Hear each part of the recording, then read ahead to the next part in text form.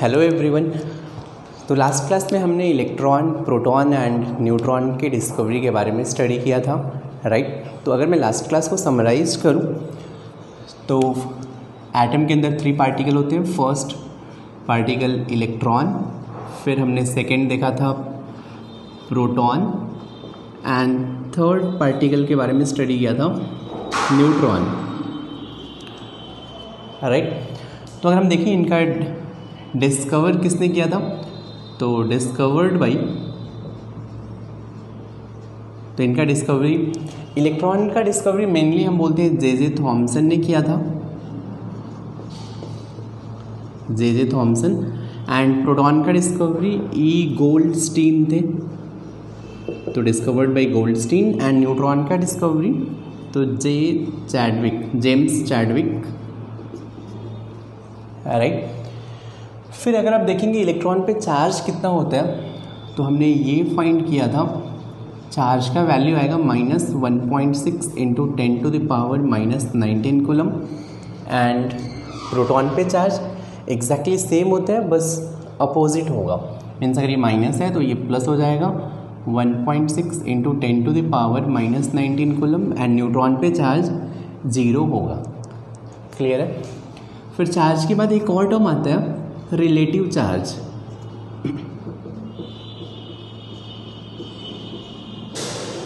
देखिए relative charge means कुछ नहीं है, जस्ट अब इस वैल्यू को 1.6 इंटू 10⁻⁻19 कूलम को अगर मैं 1 मान लूँ, ठीक, अगर मैं इसको क्या मान लूँ 1, जस्ट इस वैल्यू को अगर मैं 1 मान रहा हूँ तो मैं इस टोटल टर्म को क्या रिप्रेजेंट करता हूँ, -1 से रिप्रेजेंट कर सकता हूँ, राइट। अगर ये 1 है तो ये कितना हो जाएगा +1। अपन ये बोलते हैं कि इलेक्ट्रॉन पे रिलेटिव चार्ज -1 होता है, प्रोटॉन पे रिलेटिव चार्ज +1 होता है, एंड न्यूट्रॉन पे चार्ज कितना हो जाएगा, 0 हो जाएगा। तो रिलेटिव चार्ज मीन्स कुछ नहीं है, जस्ट इस नंबर को मैं 1 से रिप्रेजेंट कर रहा हूँ। तो 1 मीन्स 1.6 इंटू 10⁻⁻19 है। सिमिलरली अगर हम मास की बात करें तो इलेक्ट्रॉन का मास था 9.1 इंटू 10⁻31 kg। प्रोटॉन पे मास होता है, ये होता है 1.672 इंटू 10⁻⁻27 kg। एंड न्यूट्रॉन पे मास होता है 1.674 इंटू 10⁻⁻27 kg। तो ये इनका एग्जैक्ट मास होता है। अगर मैं रिलेटिव मास की बात करूँ, रिलेटिव मास, देखो इस नंबर को मैं 1 मान ले रहा हूँ, ठीक, तो इस पे रिलेटिव मास 1 हो जाएगा। तो ये भी ऑलमोस्ट सेम ही है, तो ये भी नंबर इसको मैं रिलेटिव मास 1 बोल सकता हूँ। ये देखेंगे आप इलेक्ट्रॉन पे मास, तो ये 9.1 इंटू 10⁻31 है, ये वैल्यू कम है। अब देखेंगे कि इसके रेस्पेक्ट में ये 1836 टाइम्स कम होता है, तो रिलेटिव मास बोलते हैं 1/1837, ये इलेक्ट्रॉन पे मास होता है। तो रिलेटिव मास मीन्स इलेक्ट्रॉन का रिलेटिव मास, इलेक्ट्रॉन का 1/1837 है। इट मीन्स इलेक्ट्रॉन का मास न्यूट्रॉन के रिस्पेक्ट में 1837 टाइम्स कम है, राइट।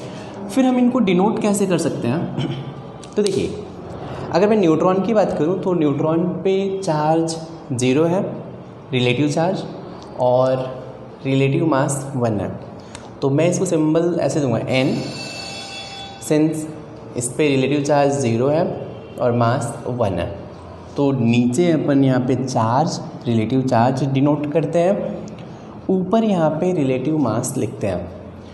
प्रोटॉन के केस में p इसका सिंबल हो जाएगा, रिलेटिव चार्ज 1 है और रिलेटिव मास भी 1 है, तो 1 and 1। इलेक्ट्रॉन के केस में रिलेटिव चार्ज -1 है, E -1, रिलेटिव मास ये ऑलमोस्ट बहुत ही कम है, तो अपन इस यहाँ पे 0 लिख देते हैं, ठीक, क्योंकि 1 के रिस्पेक्ट में बहुत ज़्यादा कम है, तो जस्ट 0 से रिप्रेजेंट कर देते हैं। तो ये इनका सिंबल है।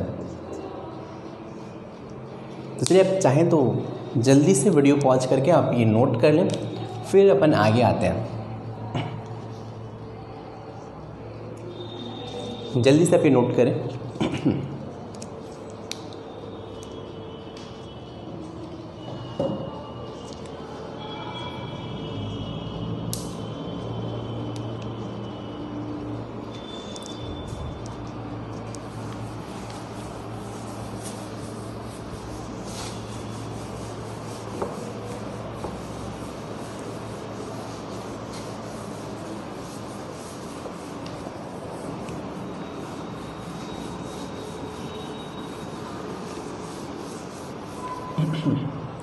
चलिए ये था इलेक्ट्रॉन, प्रोटॉन एंड न्यूट्रॉन के बारे में हमने देखा। फिर हमने लास्ट क्लास में एटॉमिक मॉडल स्टार्ट किया था।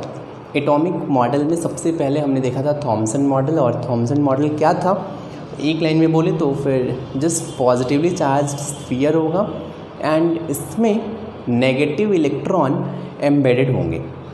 क्लियर है। अब नेक्स्ट मॉडल आते हैं। तो जो सेकेंड मॉडल है ये आपने शायद पढ़ा भी होगा, ये था रदरफोर्ड मॉडल, राइट। तो चलिए अपन ये देखते हैं ये मॉडल आया कैसे। तो इसके लिए एक बहुत ही फेमस एक्सपेरिमेंट हुआ था, इसको बोलते हैं रदरफोर्ड अल्फा रे स्कैटरिंग एक्सपेरिमेंट।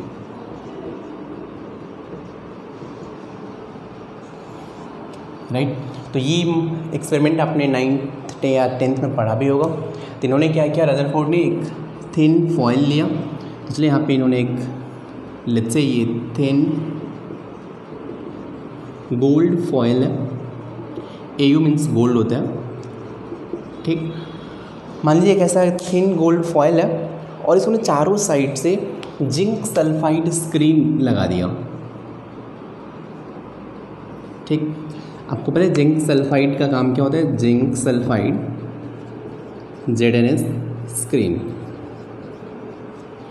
तो जिंक सल्फाइड स्क्रीन ये फ्लोरेसेंस होता है। फ्लोरेसेंस मीन्स अगर कोई भी पार्टिकल इससे कोलाइड होगा तो यहाँ पे स्पार्क जनरेट होगा। क्लियर है। और इन्होंने क्या किया, यहाँ से अल्फ़ा पार्टिकल बम्बार्ड किया, यहाँ से let's say alpha particle alpha रे बम्बार्ड किया।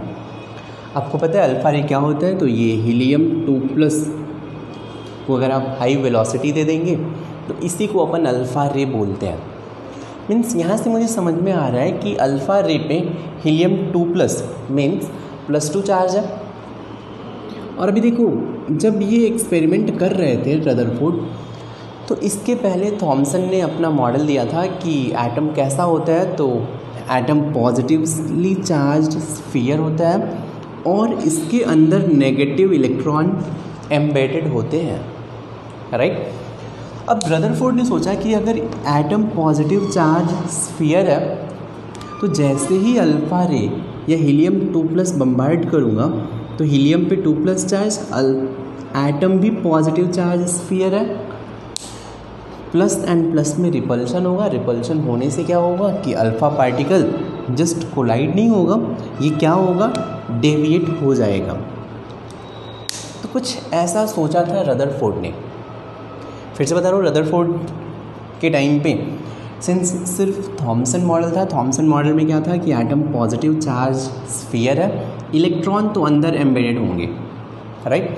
तो अगर पॉजिटिव स्फीयर है तो अगर मैं पॉजिटिव स्फीयर पे पॉजिटिव चार्ज बम्बार्ड करूँगा तो पॉजिटिव एंड पॉजिटिव में रिपल्शन होगा। रिपल्शन होने से क्या होगा, ये अल्फ़ा पार्टिकल डेविएट हो जाएगा या रिफ्लेक्ट बैक हो जाएगा। क्लियर है। लेकिन जब इन्होंने एक्सपेरिमेंट किया तो एक्सपेरिमेंट का रिज़ल्ट कुछ ऐसा था कि maximum alpha particle straight pass हो गए। मीन जो भी अल्फ़ा पार्टिकल थे ये ऑलमोस्ट स्ट्रेट पास हो गए। तो ये पता कैसे चला कि ये स्ट्रेट पास हो गया, तो इन्होंने देखा कि जो जिंक सल्फाइड स्क्रीन का कोटिंग था मैक्सिमम स्पार्किंग यहाँ पे ही हो रहा था। इसका मतलब है कि मैक्सिमम पार्टिकल अल्फ़ा रे के स्ट्रेट पास हो गए। क्लियर है। बहुत ही कम अल्फ़ा पार्टिकल जस्ट ऐसे डिफ्लेक्ट या डेविएट हुए थे, बहुत कम डेविएट हुए। और रिवर्ट बैक की बात करें मीन्स अल्फ़ा पार्टिकल गया और ऐसे जस्ट रिवर्ट बैक हो गया। ये रिवर्ट बैक बहुत ही कम हुआ, मीन्स ऑलमोस्ट मैं बोलूँ तो 1 in 1 lakh, इतना कम पार्टिकल जस्ट ऐसे डिफ्लेक्ट हुए थे। तो ये रिजल्ट था रदरफोर्ड अल्फा रे स्कैटरिंग एक्सपेरिमेंट का। क्लियर है इतना? फिर से बोल रहा हूँ, रदरफोर्ड एक्सपेरिमेंट करने से पहले क्या सोच रहे थे कि अगर अब एटम पॉजिटिव चार्ज स्फीयर है तो पॉजिटिव एंड पॉजिटिव में रिपल्शन होगा, रिपल्शन होने से मैक्सिमम अल्फा पार्टिकल रिफ्लेक्ट होने चाहिए। लेकिन जो रिज़ल्ट आया, रिज़ल्ट एग्जैक्टली अपोजिट था। मीन्स रिज़ल्ट क्या था कि मैक्सिमम अल्फा पार्टिकल क्या हो गया, स्ट्रेट पास हो गया, बहुत ही कम डिफ्लेक्ट हुए थे और रिवर्ट बैक तो बहुत ही कम हुए थे। क्लियर है? तो चलिए आप ये रदरफोर्ड अल्फा रे स्कैटरिंग एक्सपेरिमेंट हेडिंग दीजिए और आप ये जस्ट डायग्राम ड्रॉ कर लें और इसके रिजल्ट लिखिए आप।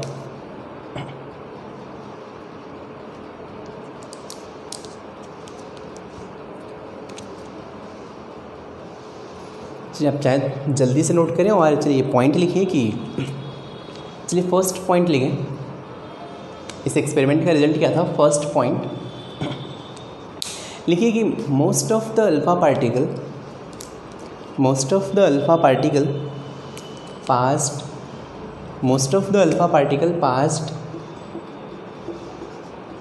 straight through the foil. Most of the alpha particle passed straight through the foil. Most of the alpha particle passed straight through the foil. Second point लिखिए कि a few of them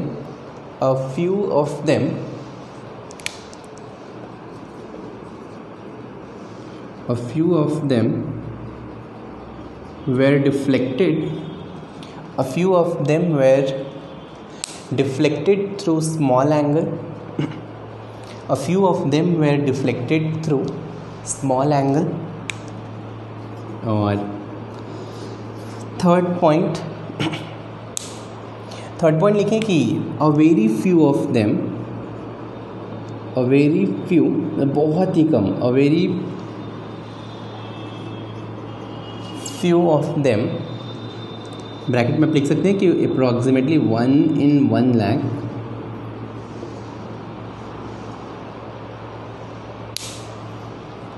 a very few of them were deflected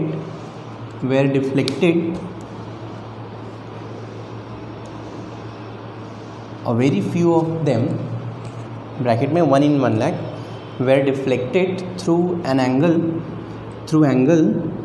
ranging from 90 degree to 180 degree. A very few of them were deflected through angle ranging from 90 degree to 180 degree. Last line का मतलब क्या होगा, जैसे मान लो अगर ये alpha particle है और ये स्ट्रेट पास हो गया तो ये डिफ्लेक्ट हुआ ही नहीं, मीन्स एंगल ऑफ डिफ्लेक्शन 0 है। अगर ये कोई थोड़ा बहुत अल्फा पार्टिकल ऐसे डिफ्लेक्ट हुआ, मीन्स मैं बाकी सब इरेज कर देता हूँ, लेट्स से ऐसा है, और अल्फा पार्टिकल कुछ ऐसा डिफ्लेक्ट हुआ है तो एंगल ऑफ डिफ्लेक्शन बोलेंगे, ये इसका एंगल ऑफ डिफ्लेक्शन है थीटा। तो ये 90 से कम है, मीन्स ये एंगल दिख रहा है आपको, ये 90 होगा, तो ये एंगल तो 90 से कम है। तो अगर यहाँ से ऐसे डिफ्लेक्ट हो आया और ऐसे डिफ्लेक्ट हो गया तो इस एंगल को बोलेंगे एंगल ऑफ डिफ्लेक्शन। तो ये 90 है। ये अगर यहाँ से आया ऐसे डिफ्लेक्ट हो गया, ये एंगल जो दिख रहा है आपको, ये जो एंगल है ये 90 से ज़्यादा है और 180 से कम है। 180 मीन्स क्या होगा, गया और जस्ट रिवर्ट बैक हो गया। इस एंगल को बोलेंगे, गया और वापस आ गया, तो इस एंगल को बोलेंगे 180 degree. Means 90 to 180 degree angle means इस जोन में जितने भी होंगे लाइट, या फिर इस जोन में जितने भी अल्फा पार्टिकल डिफ्लेक्ट हो रहे हैं, इन्हें बोल रहे हैं। मतलब रिवर्ट बैक होना तो बहुत ही कम था। आई होप ये रिज़ल्ट आपको समझ में आया होगा। तो ये रदरफोर्ड का एक्सपेरिमेंटल रिजल्ट था, इन्होंने ये रिज़ल्ट देखा। अब इसके बेसिस पे इन्होंने खुद का एटॉमिक मॉडल दिया, राइट। तो इन्होंने अब इस रिज़ल्ट के बेसिस पे अपना रदरफोर्ड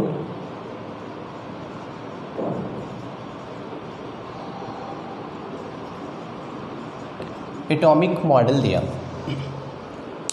तो चलिए हेडिंग दीजिए रदरफोर्ड एटॉमिक मॉडल।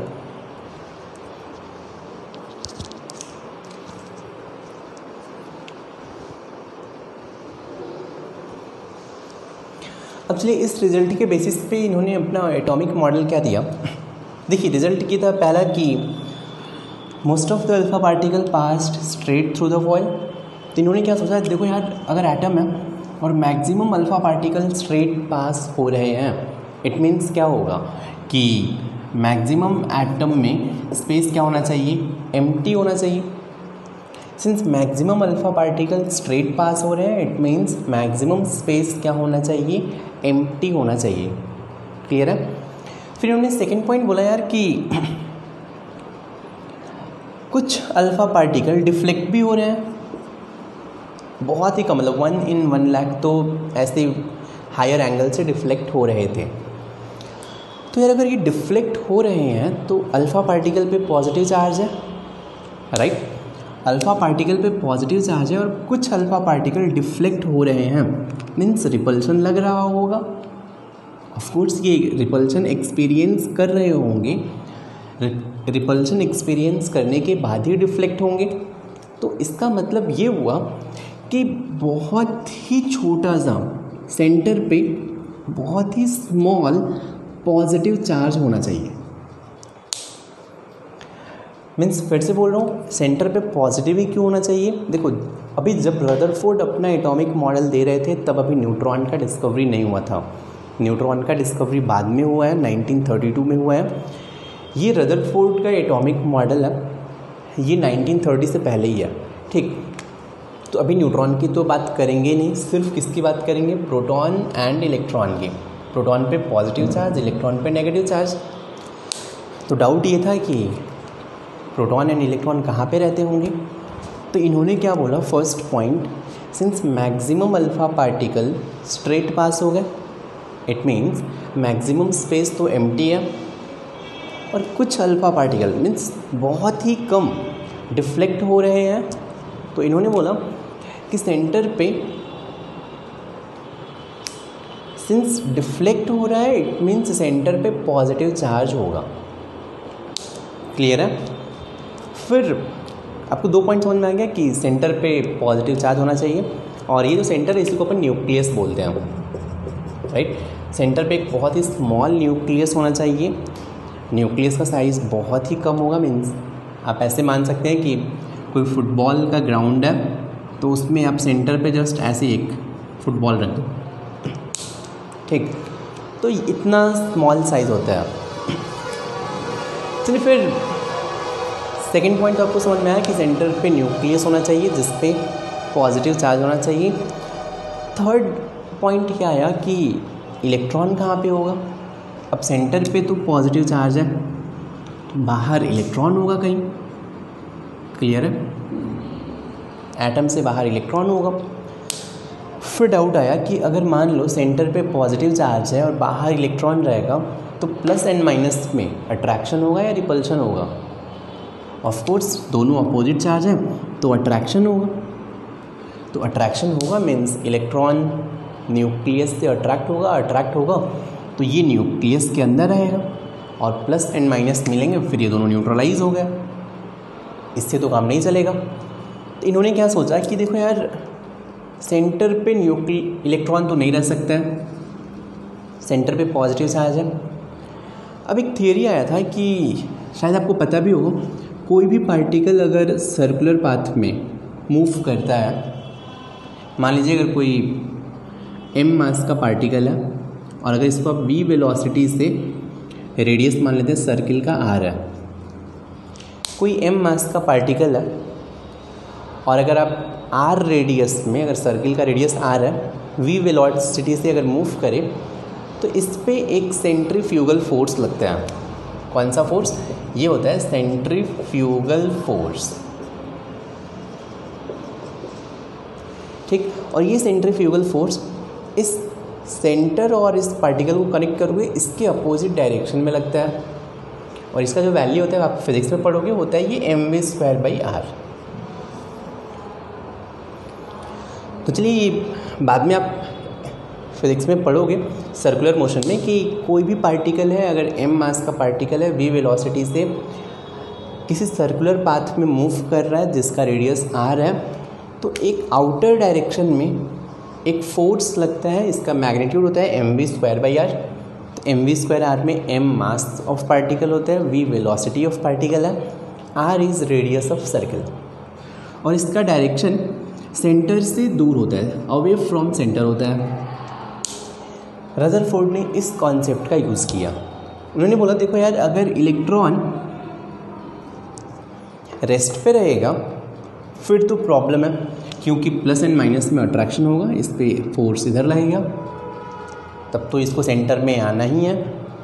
इन्होंने बोला कि इलेक्ट्रॉन रिवॉल्व कर रहा होगा। इलेक्ट्रॉन के रिवॉल्व करने से फ़ायदा क्या होगा? फिर से इलेक्ट्रॉन का मास आपको पता है 9.1 × 10⁻³ kg होता है। तो इसका कुछ वेलोसिटी भी होता होगा, कुछ वेलोसिटी v से ये रिवॉल्व करेगा, और रिवॉल्व करेगा तो क्या होगा, इस पर एक सेंट्रीफ्यूगल फोर्स आएगा mv²/r। अब एक बाहर भी फोर्स है और एक अंदर भी फोर्स है।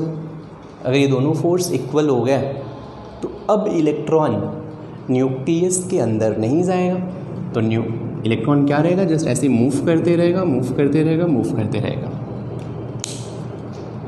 क्लियर है क्या? तो फिर से अब शायद आपको समझ में आ गया होगा कि एटम में इलेक्ट्रॉन मूव क्यों करता है, इलेक्ट्रॉन रेस्ट पे क्यों नहीं होता है। बिकॉज अगर इलेक्ट्रॉन रेस्ट पे रहता तो फिर प्लस एंड माइनस में अट्रैक्शन होता, अट्रैक्शन होने से इलेक्ट्रॉन क्या आएगा, न्यूक्लियस के अंदर आ जाएगा, राइट, तो एटम कोलैप्स हो जाएगा। लेकिन अगर इलेक्ट्रॉन मूव करते रहे तो फ़ायदा क्या होगा, एक सेंट्रीफ्यूगल फोर्स लगेगा, ये सेंट्रीफ्यूगल फोर्स इस अट्रैक्टिव फोर्स को बैलेंस करेगा, बैलेंस करने से ये एटम स्टेबल रहेगा। क्लियर है क्या? तो इस रदरफोर्ड एटॉमिक मॉडल को अपन प्लैनेटरी मॉडल भी बोलते हैं। आपको पता है कि सन होता है, सन के चारों साइड ऐसे बहुत सारे प्लैनेट रिवॉल्व करते रहते हैं। क्लियर है? यहाँ भी वही लॉजिक है, जैसे अपन अर्थ पे हैं, अर्थ भी सन के चारों साइड में रिवॉल्व क्यों करता है, बिकॉज अर्थ एंड सन में आपको पता है ग्रेविटेशनल फोर्स लगता है, अट्रैक्ट होगा, राइट। लेकिन अगर सन अर्थ रेस्ट पे होता तब तो सिर्फ ये ग्रेविटेशनल फोर्स लगता, अपन सन के पास चले जाते। लेकिन अगर ये रिवॉल्व करे भी वेलोसिटी से, इस पर भी एक सेंट्रीफ्यूगल फोर्स लगेगा। जब ये दोनों फोर्स बैलेंस रहेंगे तो अपन ना ही सन के पास में जाएंगे ना ही दूर जाएंगे। क्लियर है? तो ये था रदरफोर्ड एटॉमिक मॉडल। चलिए मैं फिर से समराइज़ कर रहा हूँ, आपको भी याद भी हो जाएगा। फर्स्ट पॉइंट याद आप कि देखो यार, maximum alpha particle straight pass हो गए, इसका मतलब है कि मैक्सिमम स्पेस एम्प्टी होगा।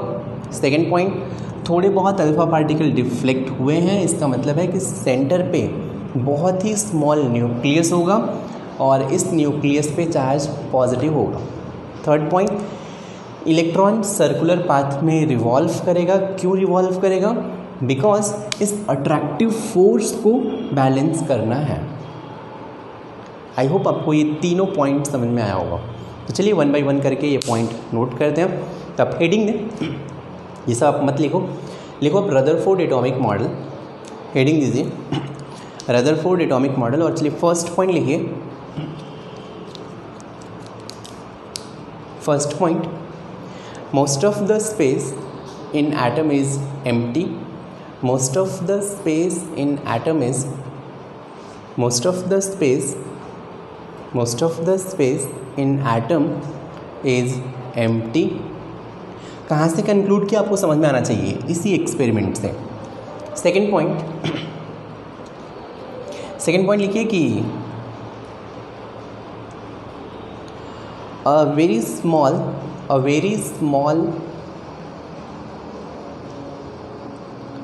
very small nucleus is present at center. A very small nucleus is present at center. A very small nucleus is present at center, which is positively charged. A very small nucleus is present at center, which is positively charged. हो गया. Third point क्या था? Electron revolve करेंगे. लिखिए इसमें कि third point, negatively charged electrons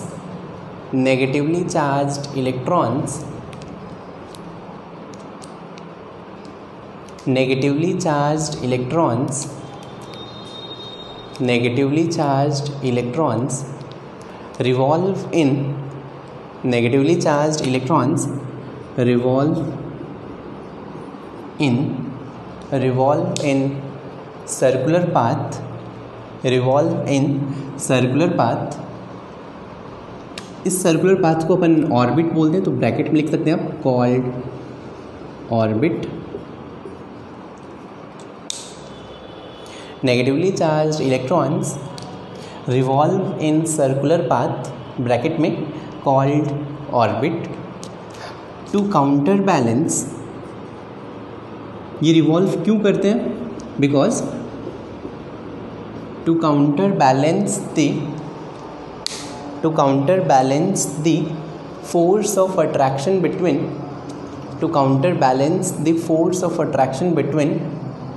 positive and negative charge. To counterbalance the force of attraction between positive and negative charge.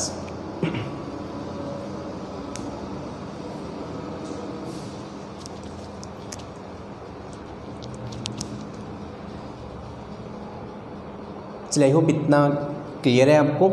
तो ये था रदरफोर्ड एटॉमिक मॉडल, राइट.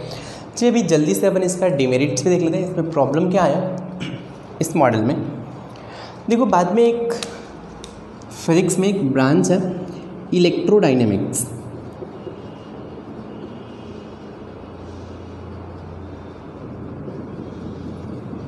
ठीक, तो इलेक्ट्रोडायनेमिक्स में एक लॉ आया कि कोई भी चार्ज पार्टिकल, ध्यान से सुनना, इलेक्ट्रोडायनेमिक्स में लॉ आया कि कोई भी चार्ज पार्टिकल अगर सर्कुलर पाथ में मूव करेगा, इलेक्ट्रोडायनेमिक्स में लॉ आया, क्या आया कि कोई भी चार्ज पार्टिकल अगर सर्कुलर पाथ में मूव करेगा तो ये कंटिन्यूअसली एनर्जी एमिट करेगा.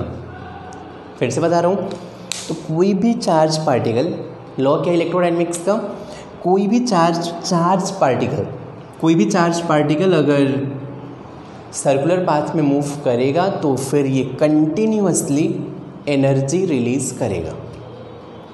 क्लियर इतना? जैसे ही ये लॉ आया, ये लॉ ट्रू है, मतलब ये इसमें प्रॉब्लम नहीं है, बाद में आया था, ये प्रूफ भी हुआ है फिजिक्स में, ठीक ना.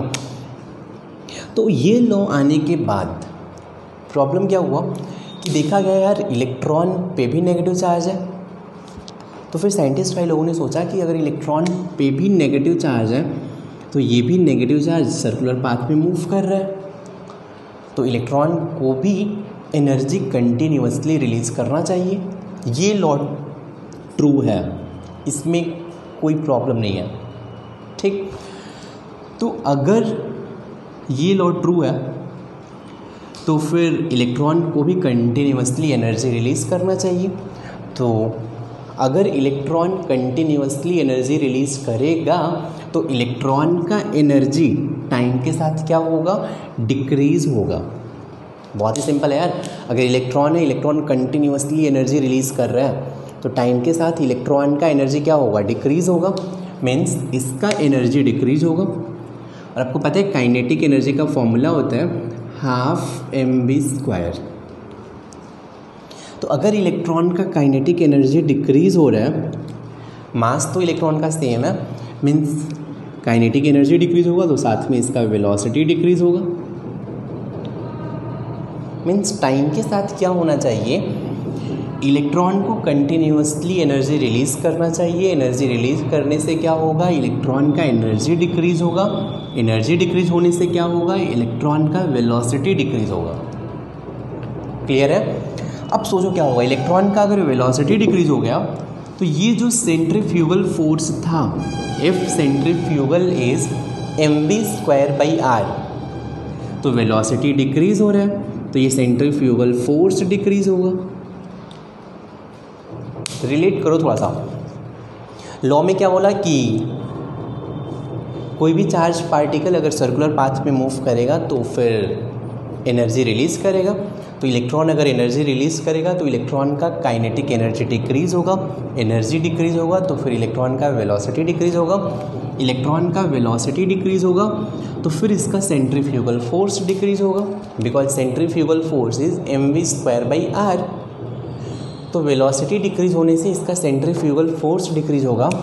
सोचो, पहले ये दोनों फोर्स का मैग्नीट्यूड सेम था, दोनों फोर्स का मैग्नीट्यूड एग्जैक्टली सेम था, तब तो इलेक्ट्रॉन ना ही इधर आ रहा था ना ही ऊपर जा रहा था। लेकिन टाइम के साथ ये फोर्स डिक्रीज़ होने लगा, सेंट्रीफ्यूगल फोर्स। तो नेट फोर्स किधर लगेगा? थोड़ा बहुत आपने पढ़ा होगा कि कोई भी पार्टिकल है, अगर नेट फोर्स डाउनवर्ड बहुत ज़्यादा है, ऊपर बहुत कम लग रहा है, तो ये इलेक्ट्रॉन किधर आएगा? नीचे आएगा। नीचे आएगा मीन्स न्यूक्लियस के पास में आएगा। अब जो पहले रेडियस कांस्टेंट था, अब रेडियस कांस्टेंट नहीं होगा, इसका रेडियस टाइम के साथ डिक्रीज़ होगा, डिक्रीज़ होगा, डिक्रीज़ होते जाएगा, होते जाएगा, होते जाएगा, मीन्स स्पाइरल पाथ बनेगा और कहाँ आ जाएगा? न्यूक्लियस में आ जाएगा। न्यूक्लियस में आते ही इसमें प्रोटॉन था, इलेक्ट्रॉन प्लस माइनस मिलके न्यूट्रल बन गया, मतलब एटम कोलैप्स हो गया। क्लियर है क्या? फिर से समझा रहा हूँ, बहुत ही सिंपल सा इलेक्ट्रोडायनेमिक्स का लॉ था कि कोई भी चार्ज पार्टिकल अगर सर्कुलर पाथ में मूव करेगा तो एनर्जी कंटिन्यूसली रिलीज़ करेगा। अगर एनर्जी कंटिन्यूसली रिलीज़ करेगा तो क्या होगा, पार्टिकल का एनर्जी डिक्रीज़ होगा। एनर्जी डिक्रीज़ होगा तो kinetic energy equal to half mv² है, तो इसका वेलोसिटी डिक्रीज़ होगा। वेलोसिटी डिक्रीज़ होने से क्या होगा, सेंट्रीफ्यूगल फोर्स जो था ये mv²/r था। वेलोसिटी डिक्रीज़ होने से सेंट्रीफ्यूगल फोर्स डिक्रीज़ होगा। एक फोर्स कांस्टेंट है, दूसरा डिक्रीज़ होने लगा, तो नेट फोर्स न्यूक्लियस के पास में लगेगा। इससे क्या होगा, इसका पाथ सर्कुलर नहीं रहेगा, क्या बन जाएगा, स्पाइरल बन जाएगा। और फाइनली ये किस में जाएगा, तो न्यूक्लियस में चला जाएगा। न्यूक्लियस में जाते ही प्लस माइनस मिलके कोलैप्स हो गया।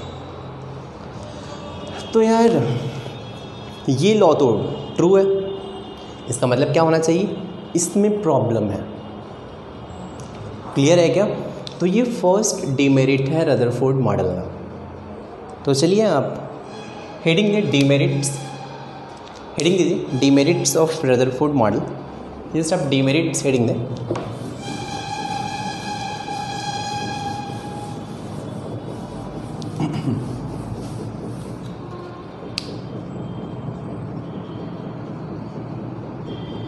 हेडिंग डीमेरिट्स, फर्स्ट डीमेरिट्स लिखिए। इसमें फर्स्ट डीमेरिट्स लिखिए कि according to law of electrodynamics, according to law of electrodynamics, according to law of electrodynamics,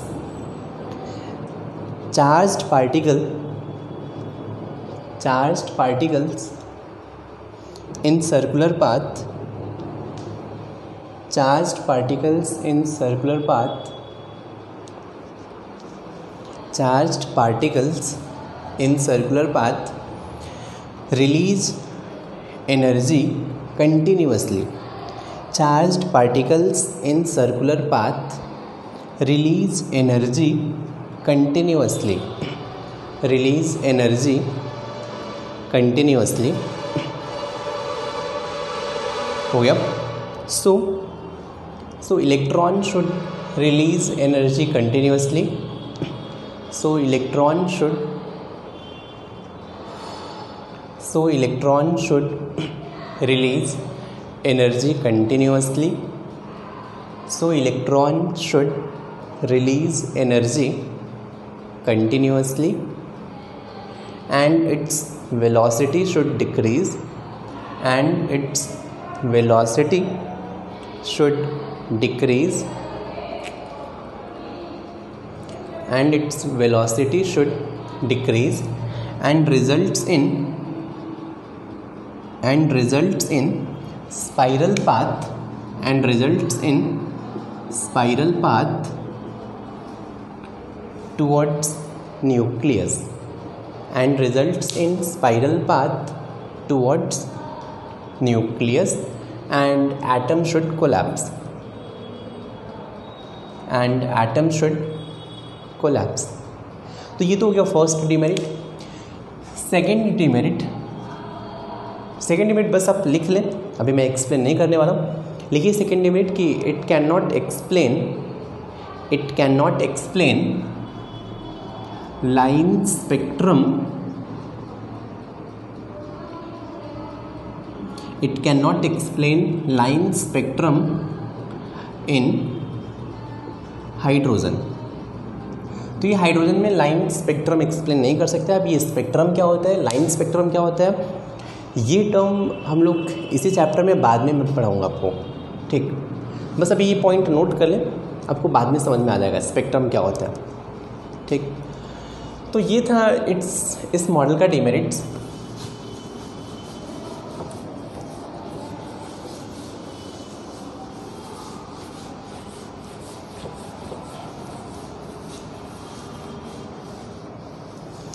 चलिए रदरफोर्ड मॉडल पे कुछ न्यूमेरिकल आते हैं, वो देख लेते हैं। तो इसका इम्पॉर्टेंस हेडिंग है इम्पॉर्टेंस ऑफ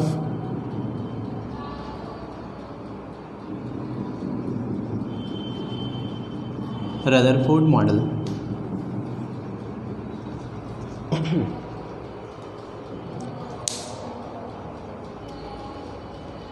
ठीक, चलिए इसमें लिखिए इसमें कि Rutherford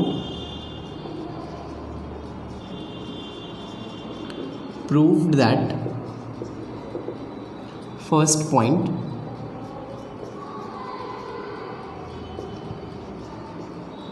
nucleus radius upon atomic radius equals to 10 to the power minus 15 metre upon 10 to the power minus 10 metre. तो ये कितना हो जाएगा 10 to the power minus 5। मतलब कि जो एटम का रेडियस होता है ये of the order of 10 to the power minus 10 metre होता है, और न्यूक्लियस का रेडियस ये 10 to the power minus 15 metre के रेंज का होता है। तो इन दोनों का अगर आप रेशियो लेंगे तो फिर ये आएगा 10 to the power minus 5 metre. तो न्यूक्लियस का रेडियस मीन्स, मान लीजिए ये न्यूक्लियस है तो इसका रेडियस r और ये एटम है तो इस एटम का रेडियस कैपिटल R। तो small r divided by capital R, ये वैल्यू देखेंगे तो ये 10 to the power minus 5 आएगा। मीन्स न्यूक्लियस का radius 10 to the power 5 means 1 lakh times small होता है।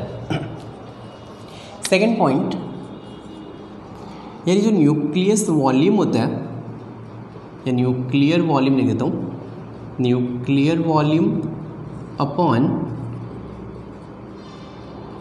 Atomic volume. अब देखिए ये जो एटम होता है इसको मानते हैं स्फेरिकल है, न्यूक्लियस ये भी स्फेरिकल है। तो अगर स्फीयर इसका रेडियस आपको पता है तो अब वॉल्यूम फाइंड कर सकते हैं। Volume equal to 4/3 πr³। तो इन दोनों का अगर अपन रेशियो लें 4/3 पाई 10 to the power minus 15³ divided by 4/3 pi 10 to the power minus 10³ solve कर सकते हैं हम, तो ये 10 to the power minus 15 आएगा। ठीक, थर्ड पॉइंट,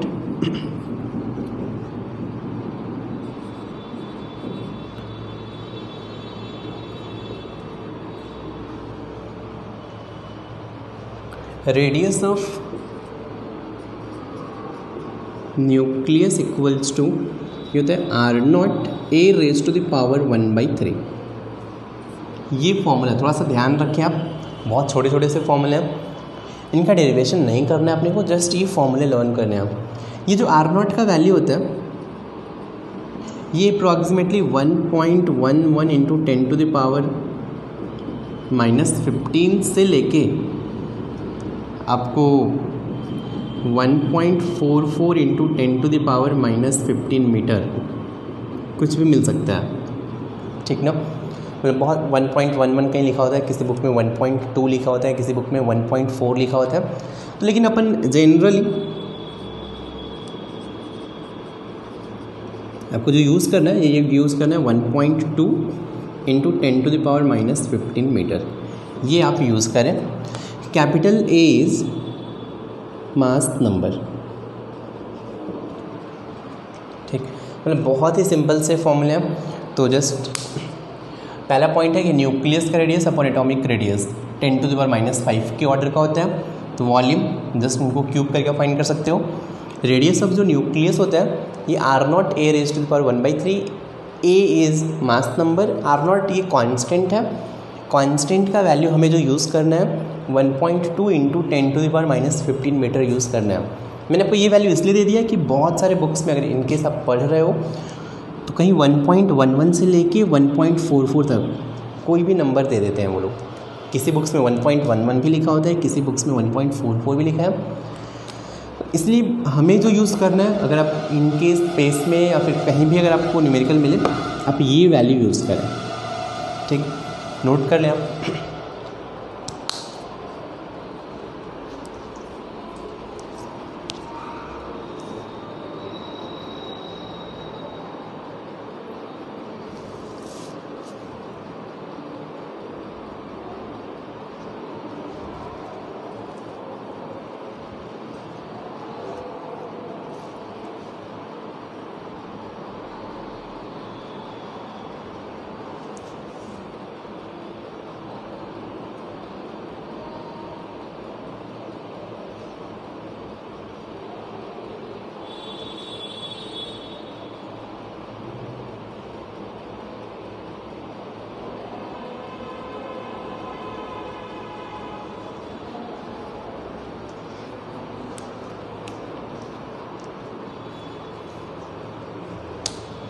हो गया।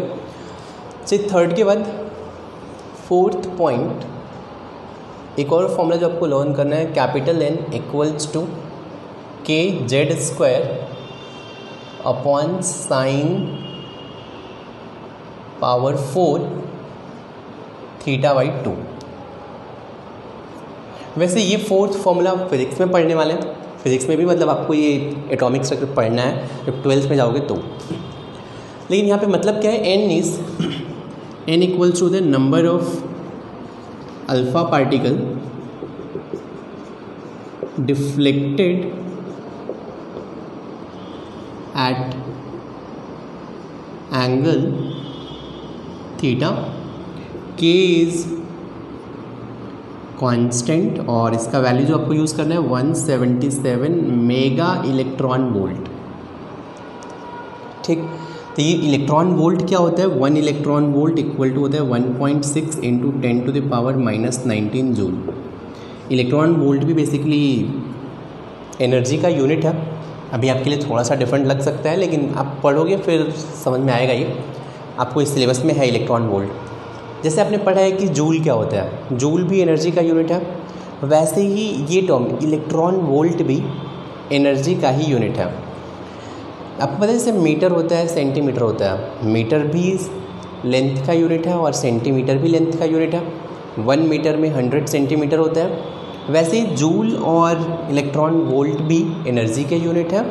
1 electron volt equals to 1.6 into 10⁻⁻19 joule होता है। के जो कांस्टेंट है इसका वैल्यू था 177 mega electron volt. Mega means 10⁻⁶। Z is atomic number और थीटा जो यहाँ पे दिख रहा है आपको, थीटा ये है एंगल ऑफ डिफ्लेक्शन।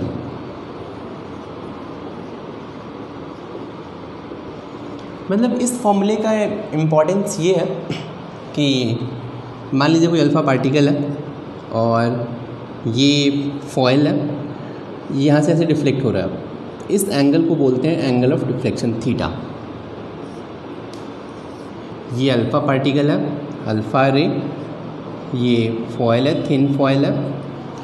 कितने एंगल से, मान लीजिए यहाँ पे थीटा एंगल से अगर आप फाइंड करना है कि 45 डिग्री से, मान लीजिए 45 डिग्री से कितने अल्फ़ा पार्टिकल डिफ्लेक्ट हो रहे हैं, तो जस्ट थीटा का वैल्यू आप 45 पुट करिए, के का वैल्यू आपको पता है 177 मेगा इलेक्ट्रॉन वोल्ट, और जेड आपको पता है एटॉमिक नंबर, पुट करेंगे तो आपको एन मिल जाएगा। क्लियर है? तो जस्ट ये फॉर्मूला फिर से आप ये पढ़ेंगे फिजिक्स में, ठीक ना, डिटेल में आप जल्दी से आप नोट कर लें।